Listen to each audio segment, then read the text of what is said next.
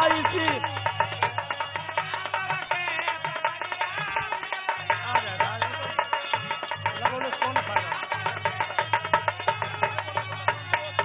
मंतोष यादव चचाई पार से गौवा नगरी चरचा सहरिया बाजारी फिर बधाई और फिर बधाई बाईस में अकल से यादव के पगड़िया फिर बधाई। नेता का स्वागत है। अखिलेश यादव जिंदाबाद, समाजवादी पार्टी जिंदाबाद, बल जवानों जिंदाबाद। हुआ था समाजवादी पार्टी और ओम प्रकाश राजभर जी का, मुझे उसी दिन लग गया था कि पूर्वांचल की जनता इस बार भारतीय जनता पार्टी के लिए हमेशा हमेशा के लिए दरवाजा बंद कर देगी। और लग तो ये रहा है कि होली का उपहार, होली के त्योहार का उपहार मिलने जा रहा है इस बार। 7वें चरण में पूरा का पूरा सुपड़ा साफ होने जा रहा है। मैं मंच पर बैठे अपने पार्टी के जिलाध्यक्ष दूधनाथ यादव जी, चुनाव के प्रभारी चंद्रदेव राम यादव जी, समाजवादी पार्टी के प्रत्याशी घोसी से पूर्व मंत्री दारा सिंह चौहान जी, प्रत्याशी मऊ अब्बास अंसारी जी, प्रत्याशी मोहम्मदाबाद गोहाना राजेंद्र कुमार जी, मधुबन से समाजवादी पार्टी के प्रत्याशी उमेश पांडे जी, मंच पर उपस्थित राजीव राय जी, रामहरि चौहान जी, राकेश यादव एमएलसी, रामजतन राजभर जी, राजेंद्र मिश्रा जी से लेकर के बहुत यदुवंशी हमारे समाजवादी पार्टी की महिला सभा की अध्यक्ष लीलावती कुशवाहा जी, हमारे महेंद्र चौहान जी से लेकर के साधु यादव से लेकर के बहुत सारे हमारे सभी समाजवादी पार्टी के नेता, सभी समाजवादी पार्टी के नेता जो मंच में हैं, सभी समाजवादी पार्टी के नेता जो मंच पर हैं, और मैं देख रहा हूं बहुत सारे समाजवादी पार्टी और ओम प्रकाश राजभर जी के, संजय चौहान जी के सभी पदाधिकारी नेता इस चुनावी जनसभा में उपस्थित, हमारे आदरणीय बुजुर्ग, हमारे सभी किसान भाई, बुनकर भाई, माताएं बहनें, नौजवान साथी और पत्रकार बंधुओं, मैं सबसे पहले मऊ जिले के अपने सभी साथियों को जो जनसभा में उपस्थित हैं उनको बहुत बहुत बधाई देना चाहता हूं। ये 7वें चरण का चुनाव और 6वें चरण का वोट पड़ चुका है। जब से समाजवादी पार्टी और छड़ी साथ आई है,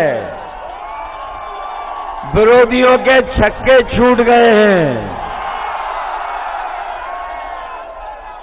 मैं आपसे 7वें चरण का आप सबसे सहयोग मांगने आया हूं और मुझे उम्मीद है कि आप सब लोग मिलकर के, जहां समाजवादी पार्टी चुनाव लड़ रही है उनका साइकिल का चुनाव याद रखेंगे, जहां छड़ी लड़ रही है वहां छड़ी चुनाव चिन्ह को याद रखेंगे और दोनों चुनाव चिन्हों को जिस भी विधानसभा से लड़ रहे हैं उन सबको एक एक वोट दे करके आप लोग जिता करके विधानसभा में पहुंचा देना।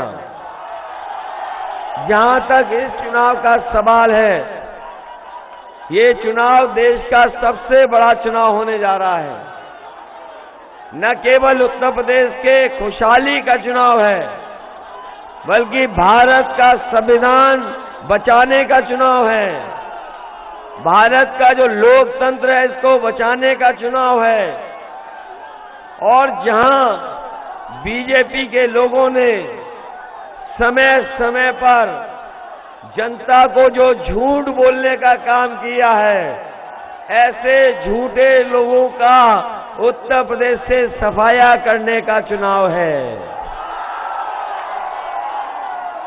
वैसे तो हम और आप लोग गंगा मैया का पानी उठा करके सच बोलने की कसम लेते हैं, लेकिन बीजेपी के लोग तो कमाल के हैं, जो गंगा मैया का पानी छूने के बाद और उसमें स्नान करने के बाद भी झूठ बोलते हैं।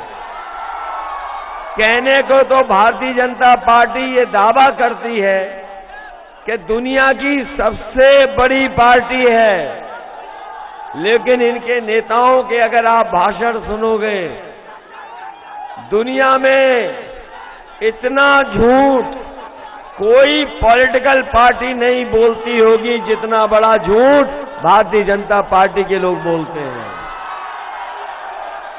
देश भर के नेता आज यूपी में आ गए हैं इनके।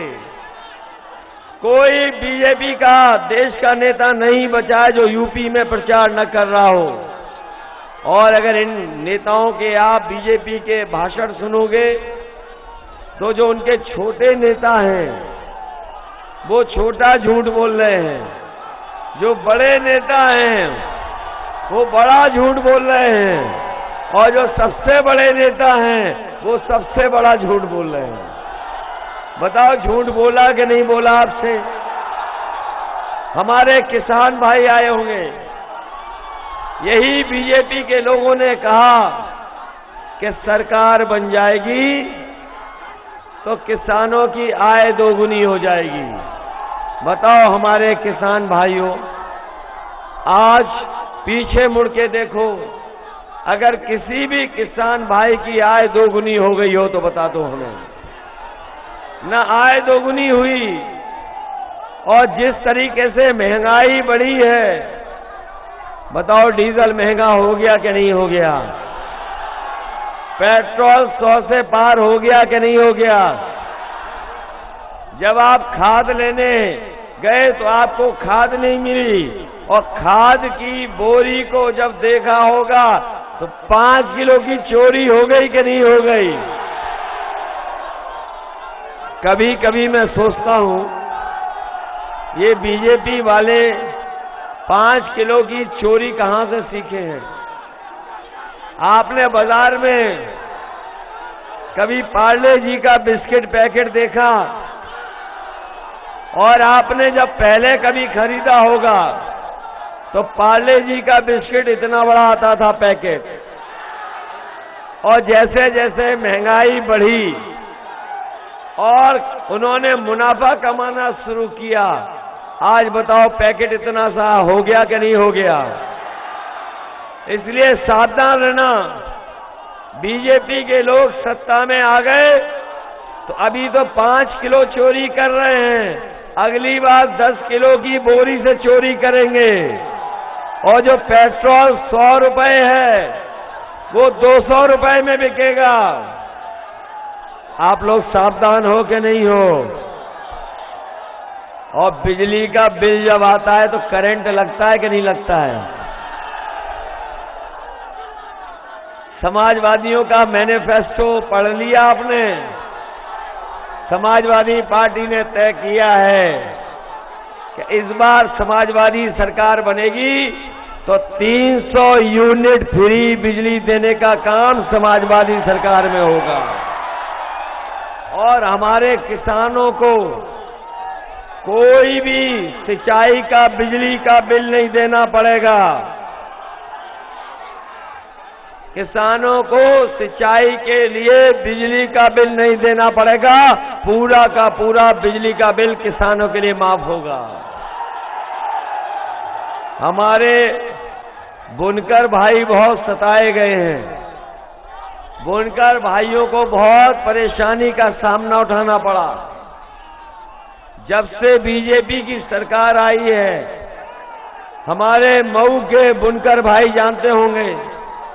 बताओ आप तकलीफ और परेशानी में हो कि नहीं हो। और जब से बीमारी आई, बीमारी के बाद लॉकडाउन, इन लॉकडाउन और बीमारी ने हमारे बुनकरों भाइयों को पूरी तरीके से तोड़ दिया कि नहीं तोड़ दिया। आज अगर हम देखें तो बुनकर, हमारे बुनकर भाई परेशान हैं, उनकी रोजी रोटी छीन ली।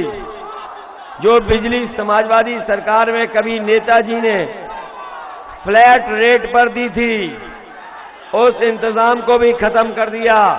हम अपने बुनकर भाइयों को भरोसा दिला के जा रहे हैं कि जिस तरीके से नेताजी ने कभी आपको फ्लैट रेट पर बिजली देने का इंतजाम किया था, समाजवादी सरकार आएगी तो 24 घंटे बिजली देकर के फ्लैट रेट पर अपने बुनकर भाइयों की मदद करने का काम समाजवादी सरकार में होगा।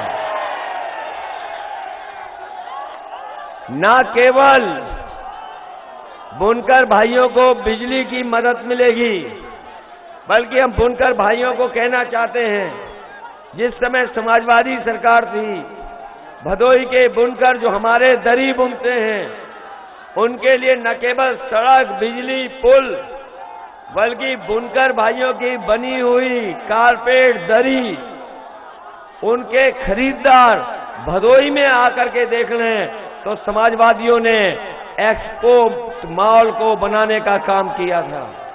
एक्सपोर्ट मॉल बनाया।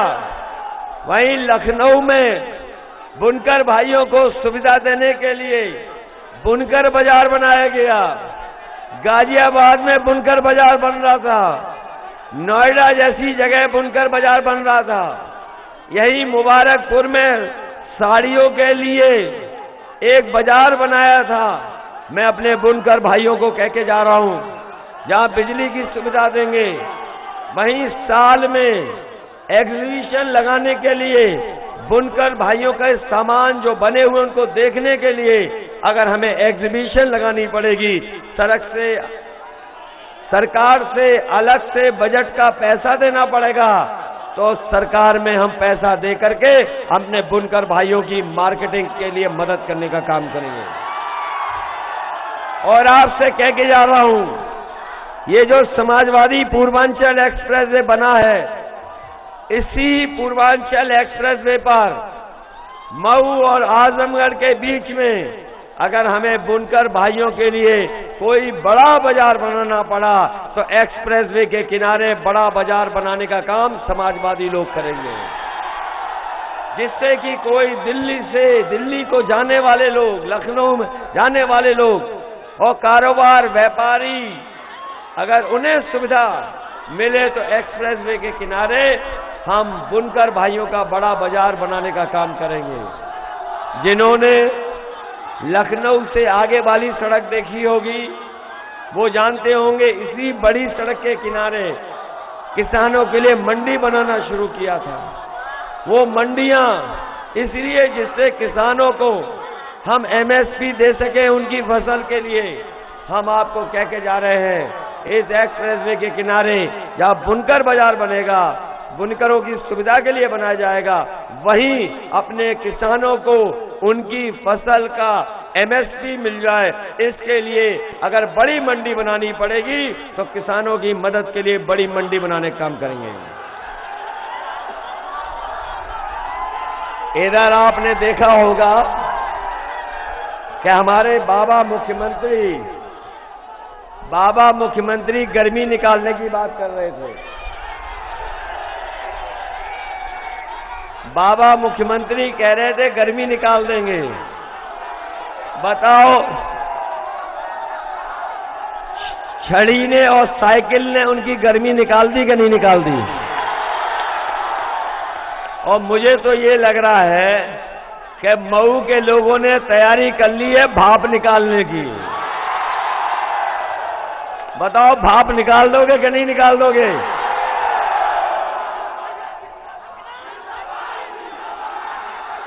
ये नौजवान साथी जानते होंगे कि पिछले इतने वर्षों में कहीं नौकरी रोजगार नहीं मिला। बताओ, नौकरी मिली आपको? कोई रोजगार दे पाई है? इसलिए समाजवादी पार्टी आपसे कह के जा रही है और उन गर्मी निकालने वाले को कह के जा रहे हैं, समाजवादी सरकार बनेगी तो फौज में भर्ती निकलवाने का काम समाजवादी लोग करेंगे। न केवल फौज की भर्ती बल्कि उसके साथ साथ पुलिस की भी भर्ती निकालेंगे। और ये जो हमारे पढ़े लिखे नौजवान हैं, ये जानते होंगे कि 11 लाख पद खाली है सरकार में जो अभी तक भरे नहीं गए। समाजवादी सरकार बनेगी तो बीएड टेट वालों को समायोजित करने का काम समाजवादी सरकार में होगा।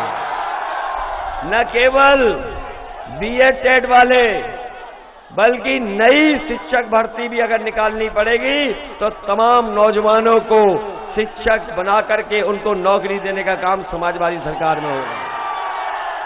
ये दरोगा भर्ती वाले कोर्ट घुमाए, सरकार से लड़ लिए, सरकार से लड़ रहे हैं, लेकिन अभी तक इनकी मदद नहीं हुई है। दरोगा भर्ती को भी पुनः इसका रास्ता निकाल करके इनको भर्ती कराने का काम समाजवादी सरकार में होगा। यहां पर बहुत सारे लोग आए हैं, गांव-गांव से आए हैं।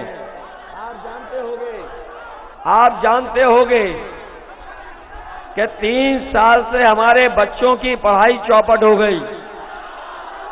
बच्चे पढ़ नहीं पा रहे हैं और अगर बच्चे नहीं पढ़ पाएंगे तो हमारा भविष्य चौपट हो जाएगा। इसलिए समाजवादी पार्टी कह के जा रही है, लाखों लाख शिक्षा विभाग में पद खाली हैं, जहां हम अपने बीएड टेट वालों को इन्हें नौकरी देंगे। वही शिक्षा मित्रों की मदद कर करके शिक्षा विभाग को पढ़ाई के लिए अच्छा बना करके और ज्यादा से ज्यादा जो नौकरी पा सकते हैं उन्हें नौकरी देने का काम समाजवादी सरकार में होगा। ये मैं हाथों में नौजवानों को स्मार्टफोन लिए देख रहा हूं। ये बहुत स्मार्टफोन लिए हुए दिखाई दे रहे हैं हमें। ये स्मार्टफोन कहीं बाबा जी ने तो नहीं दिए? बाबा जी तो कह रहे हैं उन्होंने 2 करोड़ बांट दिए। उन्होंने कहा 2 करोड़ स्मार्टफोन बांट दिए। लैपटॉप मिला आपको, लैपटॉप। तो बाबा जी किसको देते रहे लैपटॉप? और आपको इसलिए नहीं दिया गया, आपको लैपटॉप इसलिए नहीं दिया गया क्योंकि बाबा जी खुद चलाना नहीं जानते। क्या बाबा जी लैपटॉप चला पाते हैं? और अभी उनकी एक तस्वीर देखी होगी आपने, जहां पर वो अपने आप को खड़ा किया हुआ है, खुद पूरब देख रहे हैं और जनता पश्चिम देख रही है। वो तस्वीर देखी कि नहीं देखी? उसको देखने के बाद पता लगा है कि वो स्मार्टफोन भी नहीं चला पाते। और आपने उनके बड़े नेताओं का भी सुन लिया होगा, जब से उन्होंने लैपटॉप के लिए कहा है जनता लोटपोट हो जा रही है।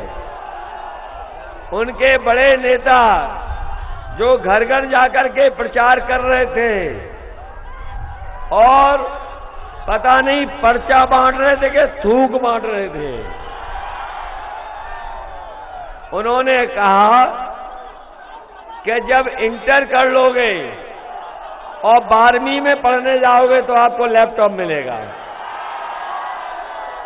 इसीलिए आपको लैपटॉप नहीं दे रहे हैं क्योंकि इंटर के बाद कोई 12वीं में पढ़ने नहीं जाता। और न केवल ये कहा बल्कि जब से गांव-गांव में और जो प्रचार कर रहे थे घर घर जाकर के, उनको लाल सिलेंडर दिखा दिया, तब से उनका घर घर जाकर के प्रचार बंद हो गया। अब केवल दूर से प्रचार कर रहे हैं। याद कीजिए, जब पिछली बार वोट मांगा था उन्होंने, तब आपको फ्री सिलेंडर दिया था। और आज जब वोट मांगने आ रहे हैं तो बताओ सिलेंडर कितने रुपए का हो गया? पहले 400 रुपए का था, आज 1000 का हो गया कि नहीं हो गया? जब पिछली बार वोट मांगा था तो फ्री दे रहे थे, और आज जब वोट मांगने आए हैं तो बताओ 1000 का है कि नहीं है? इनके प्रत्याशी जो वोट मांग रहे हैं, एक प्रत्याशी तो मंच पे दंडवत होकर के माफी मांग रहा है, एक बीजेपी का चुनाव लड़ने वाला कान पकड़ करके उठक बैठक लगा रहा है, और एक बीजेपी का नेता जो चुनाव लड़ रहा है, बताओ तेल मालिश करके वोट मांग रहा कि नहीं मांग रहा? मैं ये कहना चाहता हूं कि बीजेपी के प्रत्याशी तेल की सर पे चंपी भी कर लें और कान पकड़ करके 700 बार उठक बैठक कर लें, तब भी हमारा किसान और ये नौजवान इन्हें माफ करने वाला नहीं है। माफ तो नहीं कर दोगे? मुझे तो ऐसा लग रहा है कि मऊ के लोग तो इतना धुआंधार वोट डालेंगे कि जो धुआं उड़ाने वाले वो धुआं धुआं हो जाएंगे। बताओ धुआंधार वोट डालोगे कि नहीं डालोगे? और जो लोग गर्मी निकाल रहे थे उनकी भाप तो निकाल ही दोगे? अभी कुछ दिन से वो कह रहे हैं कि हम 12 बजे सो के उठते हैं। जब से उन्होंने कहा है 12 बजे सो के उठने की बात, हम भी उनके घर पे आजकल नजर रख रहे हैं, और आजकल शाम को मैं देखता हूं कि उनके घर की तरफ से धुआं उड़ता नजर आता है। और जब से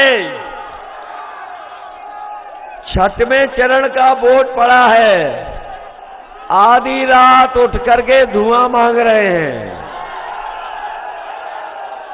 पहले तो पुताई वाले लखनऊ के मुख्यमंत्री आवास के काले धुएं के धब्बे पोत रहे थे, अब पता लगा है वही पुताई वाले गोरखपुर पहुंच गए हैं। गोरखपुर में पुताई और सजावट, तो बताओ बाबा जी गोरखपुर जा रहे हैं कि नहीं जा रहे हैं? उन्होंने तो टिकट बुक कर ली अपनी हवाई जहाज की, और हम परिवार वाले अपनी एक सलाह देना चाहते हैं। वो लगातार कह रहे हैं कि घोर परिवारवादी, घोर परिवारवादी। हम परिवार वाले उन्हें एक सलाह देना चाहते हैं। हम परिवार वाले जब कभी अपने घर जाते हैं बच्चों के बीच में, तो कुछ न कुछ सामान और मिठाई लेकर के जाते हैं। हम अपने बाबा मुख्यमंत्री जी से कहेंगे कि जब वो गोरखपुर जाए तो कम से कम अपने गुल्लू के लिए बिस्कुट लेते जाएं।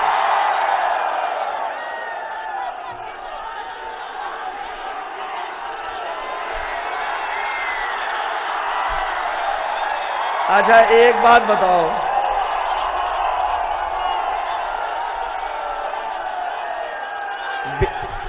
बीजेपी का वोट बताओ सांड चर गए कि नहीं चर गए? अब कुछ लोग पछता रहे हैं। पछता रहे कि नहीं पछता रहे? इनकी सरकार में मऊ भी सताया गया और गऊ भी सताई गई। गऊ और मऊ दोनों को सताया इन्होंने कि नहीं सताया? अब तो हमारे साथ दारा सिंह चौहान जी भी आ गए हैं। बताओ कुश्ती जीतोगे कि नहीं जीतोगे? जिसके साथ दारा चौहान हो वो बताओ कुश्ती कैसे हार सकते हैं? इसलिए मैं आपसे निवेदन करने आया हूं, अपील करने आया हूं कि हमारी पार्टी के सभी प्रत्याशी, गठबंधन के सभी प्रत्याशियों की मदद करना। जहां हम 300 यूनिट फ्री बिजली दे रहे हैं, किसानों को सिंचाई माफ कर रहे हैं, वही हमारे पुराने कर्मचारियों का पुरानी पेंशन को बहाल कर रहे हैं। जो हमारे जागरूक लोग हैं, समझदार लोग हैं, वो जानते होंगे कि बीजेपी के लोग पहले राशन नवंबर तक दे रहे थे, अब चुनाव आ गया तो मार्च तक दे रहे हैं, और मार्च के बाद के लिए इन्होंने बजट में पैसा नहीं रखा है। इसलिए मैं अपने गरीब भाई बहनों को कह के जा रहे हैं, आप समाजवादी पार्टी और गठबंधन को जिताओ, छड़ी और साइकिल को जिताओ, और आप 5 साल राशन पाओ।